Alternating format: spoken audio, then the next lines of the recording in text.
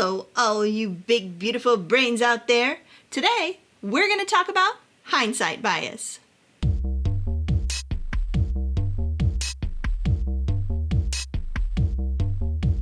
Before we get started, take a minute to subscribe to Psy vs. Psy. Help out your friendly neighborhood psychologist while I tell you all about hindsight bias. So we all have that one friend who, no matter what happens, always says, "I knew that was going to happen." Don't worry, they're not psychic. They're probably just a frequent victim of hindsight bias.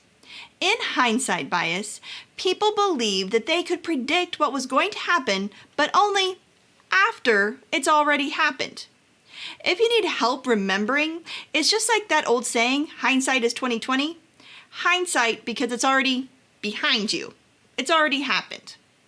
One popular way to study hindsight bias is to ask people to predict the outcomes of significant cultural events before they happen, and then, after the event has occurred, you bring the participants back in and ask them how right they were based on the real-life outcomes.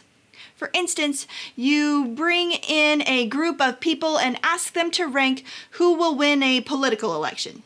Then, after the election, you bring back those same people and ask them to remember how they ranked the politicians.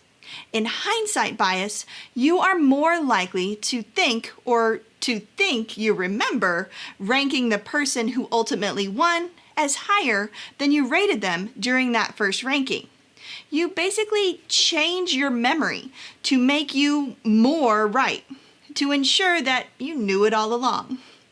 Using political figures to study hindsight bias is actually a time-tested way to do things. The first scientist to ever study hindsight bias, Baruch Fishoff, actually used President Nixon's visit overseas in one of his early studies back in the 1970s. Fishoff was actually a graduate student back when he started writing and publishing about hindsight bias. So, no worries, current psychology grad students. We're all just going to wait until you come up with something that will significantly alter the way we all think about memory for the next 40 years. No pressure. Hindsight did radically change the way we think about memory and our confidence in predicting events. After all, most people want to think of the world as a predictable place. Hindsight bias and other biases and heuristics like the availability heuristic and self-serving bias may actually help us make sense of our world. There are even some studies which suggest that there are different kinds of hindsight bias, demonstrated by how much and in what direction our memory fluctuations occur. If you want to know more about the work of Baruch Fishoff and his work in decision-making, I highly recommend the interview with him put out in 2017, which I will link to in the description down below. If you want to know more about psychology, make sure you subscribe to Psy vs. Psy so you can get all of our other videos and you can learn all about the science of psychology. Until next time, keep thinking, and I'll see y'all later. Bye!